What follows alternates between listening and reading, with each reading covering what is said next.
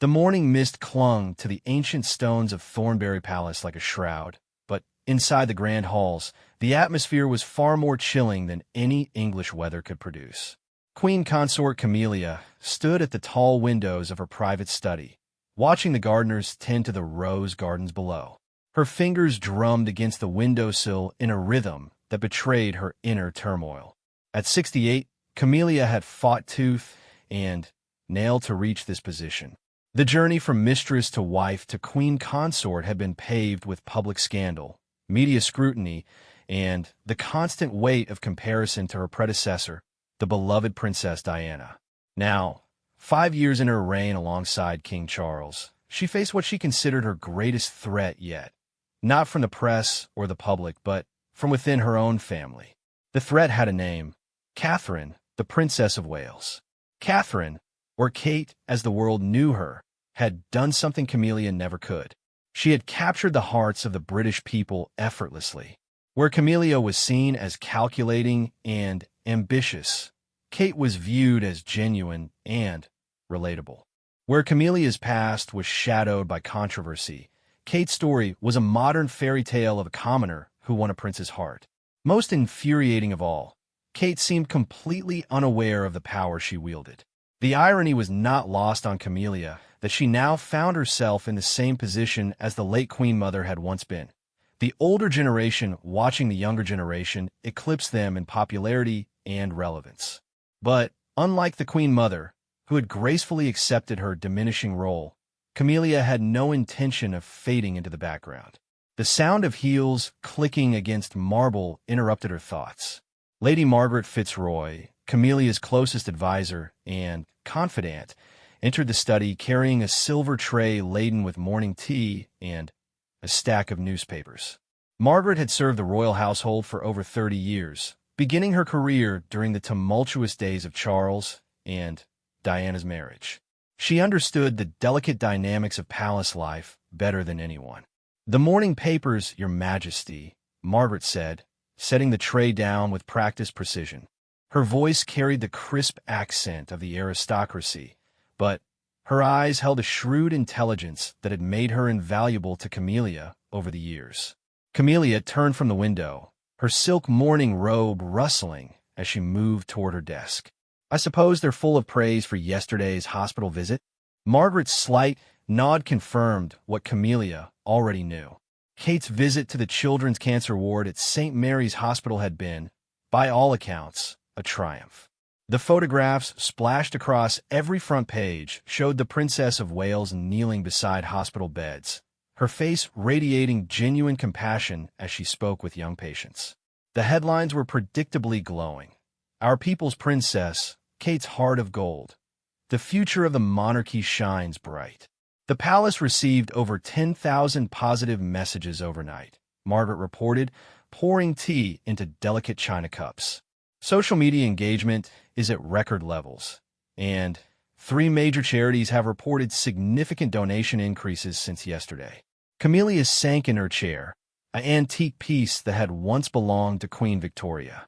The symbolism was not lost on her. She was surrounded by the ghosts of queens past, all of whom had faced their own challenges to their authority. But Victoria had ruled in an age when the monarch's word was law. The modern royal family existed at the pleasure of public opinion, and public opinion was increasingly clear about its preferences. "What about the upcoming state dinner?" Camilla asked, stirring her tea with more force than necessary. "All preparations are proceeding as planned. The French president and his wife will arrive Thursday." However, Margaret hesitated, a tell that Camilla had learned to recognize over their years of collaboration. "However, there's been a request from Kensington Palace. Prince William would like Princess Catherine to be seated at the high table, next to the French First Lady.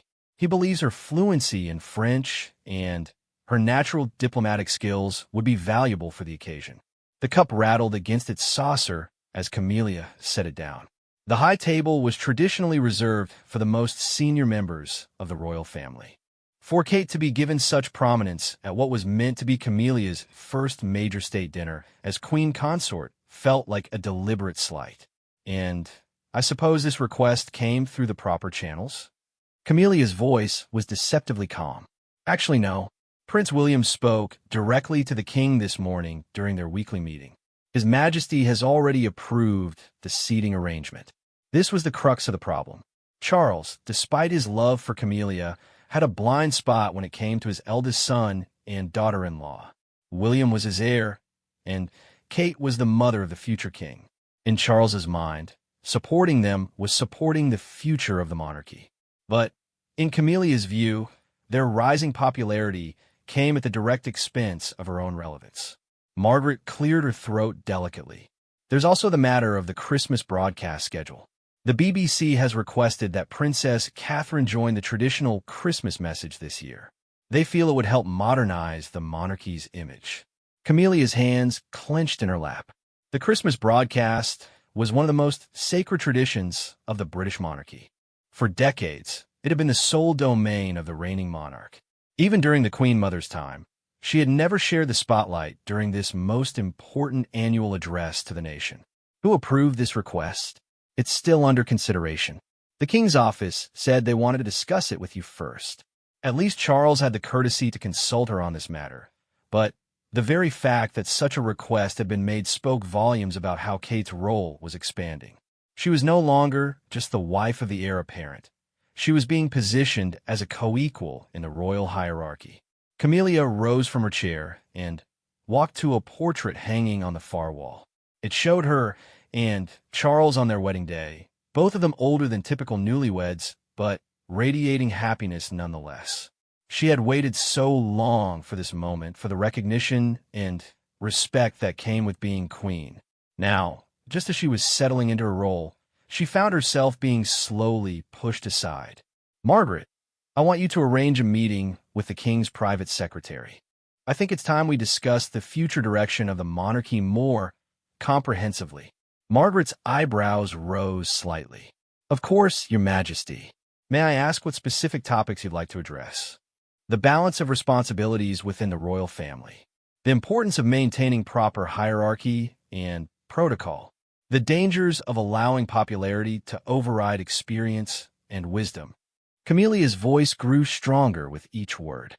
"And the need to ensure that the monarchy speaks with one clear voice, not a cacophony of competing interests." As Margaret made notes, Camilla's mind was already working through the implications of her decision. She had spent too many years fighting for her place in this family to simply step aside now. If Kate wanted to be the people's princess, she would have to earn it the way Camilla had, through years of struggle, sacrifice, and strategic thinking. The morning sun had finally broken through the mist, casting long shadows across the palace gardens. But inside Camilla's study, storm clouds were gathering. The battle for the future of the monarchy was about to begin, and Camilla had no intention of surrendering without a fight. She thought of all the queens who had come before her, women who had fought to maintain their power and influence in a world that constantly sought to diminish them.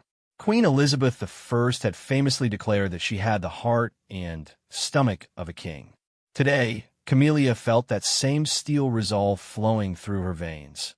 Hashtag the palace on edge. A royal drama hashtag part 2. 3 days had passed since Camilla's private meeting with the king's secretary, and the subtle changes within the palace walls were already becoming apparent. Like ripples spreading across a still pond, her influence was beginning to reshape the very fabric of royal protocol. Catherine stood in her dressing room at Kensington Palace.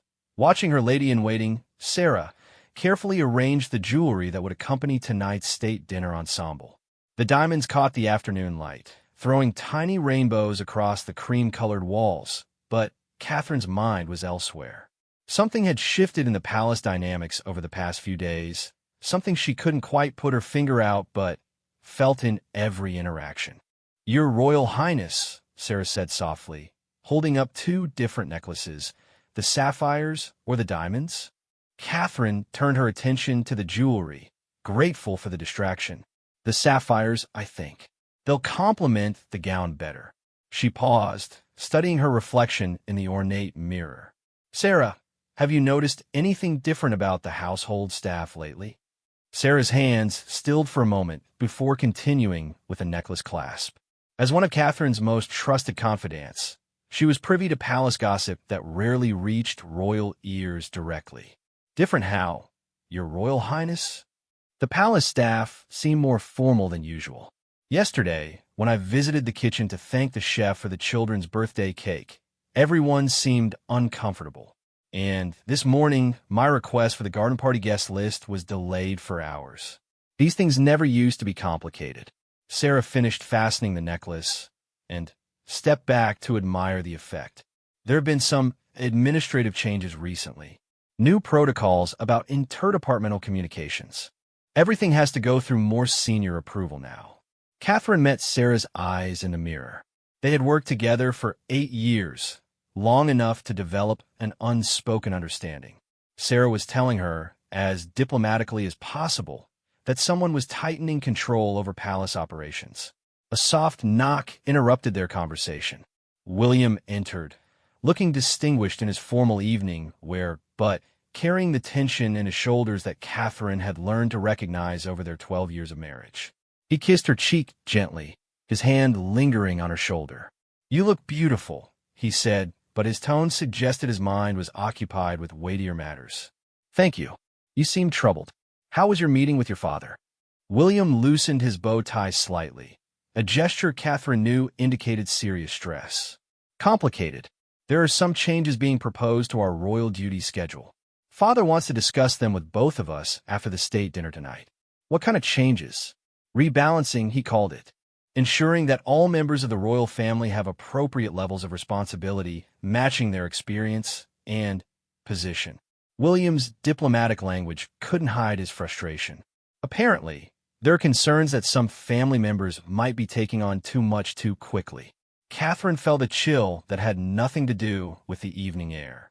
She had been a member of the royal family for over a decade, had 3 children, and had successfully carried out hundreds of official engagements. The suggestion that she was inexperienced felt like a deliberate slight. "Did your father say who raised these concerns?" William's silence was answer enough. They both knew the source of this new scrutiny, though neither wanted to name it directly.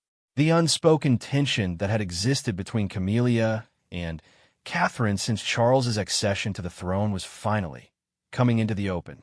Sarah discreetly excused herself, understanding that the conversation had moved beyond her presence. William moved to the window, looking out at the gardens where their children were playing under the watchful eye of their security detail. Prince George, at 10 years old, was already showing signs of understanding his future responsibilities. Princess Charlotte, 8, had her grandmother Diana's gift for connecting with people. Little Prince Louis, 5, was still blissfully unaware of the complexities of royal life. "William," Catherine said softly, joining him at the window, "we need to talk about what's really happening here." He turned to face her, his blue eyes reflecting the same concern she felt. "I know, and I've been thinking about it constantly. The truth is, Camilla feels threatened by your popularity. By our popularity. The public sees us as the future of the monarchy, and she sees that as a diminishment of her present role. But that's not what we're trying to do. We've always been respectful of the hierarchy. We've never tried to upstage anyone. I know that. You know that. But perception and intention don't always align in royal life." William ran a hand through his hair, a gesture that reminded Catherine of the young prince she had fallen in love with at university. "The problem is that Camilla has been waiting her entire adult life for this role. She's not about to let anyone overshadow her now that she finally has it."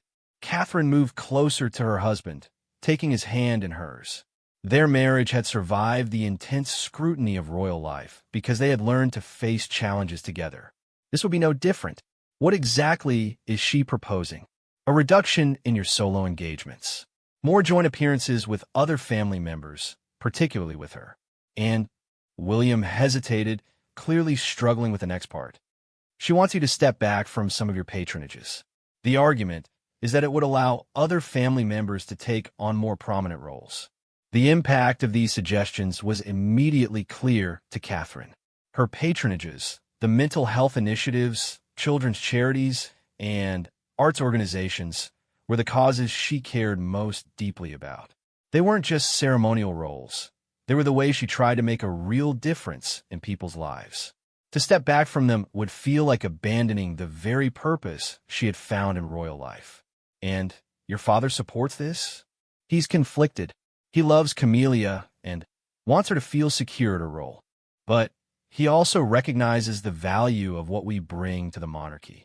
He's trying to find a middle ground that satisfies everyone. Catherine walked to her dressing table and sat down, needing a moment to process this information. She had always known that royal life involved complex family dynamics, but she had hoped that their shared commitment to serving the British people would override personal ambitions. There's something else, William continued, his voice gentle but serious. Margaret Fitzroy has been making inquiries about your schedule, your staff, your decision-making processes. It feels like intelligence gathering. Margaret Fitzroy's involvement confirmed Catherine's worst fears. If Camilla was using her most trusted advisor to investigate Catherine's operations, it meant this wasn't just about family dynamics. It was about power, control, and the future direction of the monarchy. A soft chime indicated it was time to leave for the state dinner. Catherine rose and smoothed her gown, the blue silk flowing elegantly around her. She looked at herself in the mirror one final time, seeing not just a princess preparing for a formal dinner, but a woman about to enter a battle she never wanted to fight. "William," she said, turning to face her husband, "I want you to know that I never sought this conflict. All I've ever wanted was to serve this family and this country to the best of my ability." He crossed the room and took her hands in his touch warm and reassuring. "I know, and that's exactly why I'll fight for you. For us.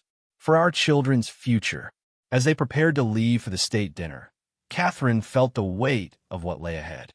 She had married into a family where duty and service were paramount, but she was learning that even the most noble institutions were not immune to human jealousy and ambition. Tonight's dinner would be more than a diplomatic event. It would be the opening move in a chess game that would determine the future balance of power within the royal family. Catherine had no choice but to play, but she was determined to do so with the grace and dignity that had always been her strength. The battle lines were drawn, and there could be only one winner. Hashtag the palace on edge. A royal drama hashtag part 3. The state dining room at Thornbury Palace gleamed under the light of 6 magnificent crystal chandeliers, each one a masterpiece of Georgian craftsmanship. The long mahogany table, which could seat 40 guests, was set with the finest china and silver, while arrangements of white roses and gold ribbon created an atmosphere of understated elegance. Tonight's dinner was meant to celebrate the strengthening bonds between Britain and France, but beneath the diplomatic pleasantries, another drama was unfolding. Catherine moved through the reception with practiced grace, speaking fluent French with the visiting dignitaries and their spouses. Her conversations flowed naturally from discussions of cultural exchange programs to shared environmental initiatives, and she could see the genuine admiration in the eyes of their guests. The French president's wife, Madame du Bois, seemed particularly charmed by Catherine's knowledge of French literature and her questions about sustainable fashion in Paris. From across the room, Camilla watched these interactions with growing frustration. She had spent weeks preparing for this dinner, studying briefing papers on French politics and economics, practicing pronunciation of difficult names, and planning conversation topics that would showcase her diplomatic skills. Yet here was Catherine, effortlessly commanding attention without appearing to try. "She's quite impressive, your daughter-in-law," commented Ambassador Henri Moreau, France's representative to the court of St. James. He had approached Camilla during a brief lull in the evening's proceedings. "Yes, Catherine has certainly found her footing in royal life," Camilla replied, her smile perfect but her eyes cool. Though, of course, diplomatic relationships require years of experience to truly master. The ambassador nodded politely, but his attention had already returned to where Catherine was discussing renewable energy policies with a group of French ministers. It was exactly the kind of substantive, forward-thinking conversation that modern diplomacy required, and Camilla felt her carefully planned evening slipping away from her control. Margaret Fitzroy appeared at Camilla's elbow, her presence as silent and efficient as always. "Your Majesty, the seating arrangements have been finalized as discussed. However, there's been a small complication." "What kind of complication?" "The French president specifically requested to sit near Princess Catherine. He mentioned their previous meeting at the climate summit in Edinburgh and said he was eager to continue their conversation about sustainable agriculture initiatives." Camilla's jaw tightened almost imperceptibly. The careful seating plan she had orchestrated to minimize Catherine's prominence was crumbling before the evening had even begun. Worse, it was being undone by the genuine diplomatic relationships Catherine had built through her own merit. Across the room, William was engaged in conversation with the British Prime Minister and several French officials, but his eyes frequently sought out his wife. He could sense the undercurrents in the room, the way certain palace staff seemed more deferential to Camilla than usual, the subtle changes in protocol that suggested new power dynamics at work. When the call came to move to the dining room, the carefully planned procession began. King Charles led the way with Madame du Bois, followed by the French president with Camilla. The positioning was protocol perfect, giving Camilla the prominence due her rank as queen consort. But as they entered the magnificent dining room, it became clear that formal precedents could not control the natural flow of conversation and connection. Throughout the first course, Catherine found herself at the center of animated discussions about everything from urban planning to cultural preservation. Her placement at the table, which Camilla had tried to limit, became irrelevant as guests leaned across the table to include her in their conversations. The French Minister of Culture was particularly engaged, discussing plans for a major exhibition of British art in the Louvre. "Princess Catherine," the minister said, "her English careful but enthusiastic. Your work with the National Portrait Gallery has been remarkable. We would be honored to collaborate on this exhibition. Perhaps you could visit Paris to help with the planning?" Before Catherine could respond, Camilla's voice cut through the conversation. "How lovely. Of course, any official visits abroad require careful coordination through the Foreign Office and the palace. These things take considerable time to arrange properly." The subtle message was clear. Catherine's autonomy in international engagements was being questioned. The French minister looked confused by the intervention, having assumed that the Princess of Wales would have the authority to discuss such collaborations freely. William's fork paused halfway to his mouth, and Catherine felt heat rise in her cheeks. The public correction was not just embarrassing. It was a direct challenge to her standing as a senior member of the royal family. "Of course," Catherine replied evenly, her voice betraying none of her inner turmoil. "Though I believe my office has already been in preliminary discussions with the relevant departments. We're always eager to strengthen cultural ties between our nations." The remainder of the dinner proceeded with surface cordiality, but the damage had been done. Several guests had witnessed what appeared to be a family disagreement playing out in public. Hardly the image of unity the monarchy sought to project. Charles, seated at the head of the table, seemed oblivious to the tensions swirling around him, engaged as he was in deep conversation about environmental policy with the French president. As the evening progressed, Margaret Fitzroy discreetly circulated among the palace staff, ensuring that all interactions with Princess Catherine's office would now be reported to the Queen Consort's private secretary. The bureaucratic web that Camilla was weaving around Catherine was becoming tighter with each passing hour. During the coffee service in the blue drawing room, Catherine found herself approached by Madame du Bois, who spoke in careful, quiet English. "Princess, I hope you do not mind my saying, but there seemed to be some tension during dinner. In France, we understand family complications, but we also recognize exceptional talent when we see it. Your contribution to tonight's discussions has been invaluable." Catherine smiled gratefully, though she was careful to keep her voice low. "Thank you, Madame du Bois. Family dynamics can be complex, but our commitment to serving our country and strengthening international friendships remains paramount. Of course, but perhaps unofficial channels of communication might sometimes be useful." My personal assistant will provide your office with my direct contact information. Sometimes the best diplomatic progress happens away from formal protocols. It was a lifeline, a recognition that Catherine's diplomatic value extended beyond internal palace politics. But it also represented a dangerous path. Conducting international relations outside the official channels would give Camilla ammunition for her campaign to reduce Catherine's role. As the evening wound down and the guests began their departures, Charles approached William and Catherine with a serious expression. The promised family meeting was about to begin, and all three knew it would determine the future dynamics of their relationships. "Shall we adjourn to my study?" Charles suggested, his tone neutral, but his eyes revealing the weight of what lay ahead. As they walked through the palace corridors toward what Catherine suspected would be the most important conversation of her royal career, she reflected on how much had changed since the morning. She had begun the day as a confident, established member of the royal family. Now she found herself fighting for her very place within it. The battle for the soul of the monarchy was about to reach its climax, and Catherine could only hope that truth, merit, and genuine service would prove stronger than jealousy and political maneuvering. Hashtag the palace on edge.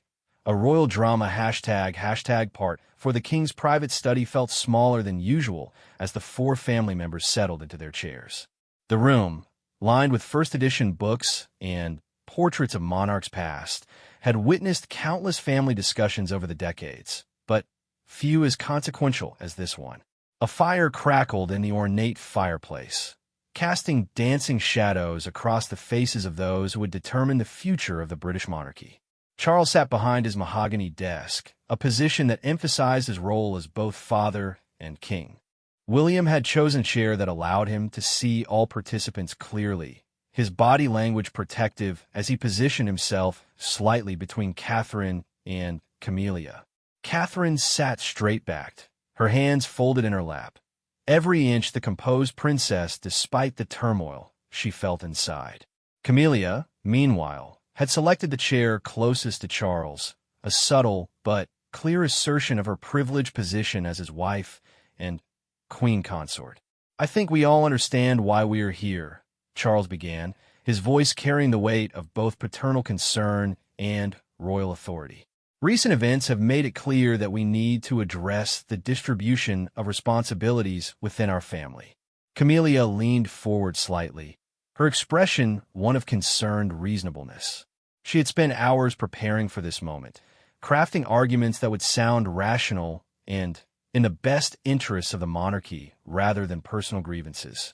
"Charles, darling, I think we all agree that the monarchy's strength lies in its unity and clear hierarchy. What concerns me, what should concern all of us, is the potential for confusion in the public mind about who speaks for the crown and with what authority." William's jaw tightened almost imperceptibly. "I'm not sure I understand what you're suggesting, Camilla. Catherine has been carrying out her royal duties with distinction for over a decade. Her work speaks for itself." "Oh, I'm not questioning Catherine's dedication," Camilla replied smoothly. "But dedication and experience are different things. The international stage, in particular, requires a deep understanding of protocol, history, and the subtle art of diplomacy. These skills take decades to develop." Catherine felt the insult embedded in Camilla's seemingly reasonable words, but she forced herself to remain calm. Responding emotionally would only prove Camilla's point about her supposed inexperience. "I appreciate your concern," Catherine said, her voice steady, "but I believe my track record demonstrates otherwise. The mental health initiatives have achieved measurable results. The Early Childhood Development Program has been adopted by 3 other Commonwealth nations. The cultural exchange programs have strengthened our relationships with dozens of countries. All admirable work," Camilla acknowledged, "but perhaps more suited to a supporting role rather than a leading one. The Queen Consort traditionally takes precedence in such matters, working closely with organizations that have established relationships with the Crown." Charles shifted uncomfortably in his chair. He could see where this conversation was heading, and he understood the impossible position he was in. As king, his primary obligation was to the monarchy's stability. As a husband, he owed loyalty to Camilla. As a father, he wanted to protect his son and daughter-in-law. These responsibilities were now in direct conflict. "What specifically are you proposing?" William asked, his voice carrying a dangerous edge that those who knew him well recognized as barely controlled anger. Camilla had anticipated this question and had her answer ready. "A rebalancing of duties that reflects our constitutional positions." Catherine would continue her excellent work, but within a framework that ensures proper coordination and oversight. Joint appearances rather than solo engagements. Consultation before accepting new patronages. Coordination with senior family members on all international activities. The room fell silent as the implications of these suggestions sank in. What Camilla was proposing would effectively reduce Catherine to a junior role, despite her years of experience and proven success. It would undo the careful balance that had allowed the younger generation of royals to bring fresh energy to the monarchy while respecting its traditions. Catherine felt a surge of anger that surprised her with its intensity. She had spent years proving herself, learning from mistakes, building relationships, and earning respect through her actions. Now she was being asked to accept a diminished role based not on her performance, but on someone else's insecurity. "I need to ask a direct question," Catherine said, her composure finally cracking slightly. "Are these changes being proposed because of failures in my performance, or because of concerns about my success?" The bluntness of the question hung in the air like a challenge. Charles looked troubled, William proud, and Camilla momentarily taken aback by Catherine's directness. "Catherine," Charles said gently, "this isn't about success or failure. It's about ensuring that the monarchy operates as a cohesive unit. Sometimes that requires adjustments, even when individuals are performing well."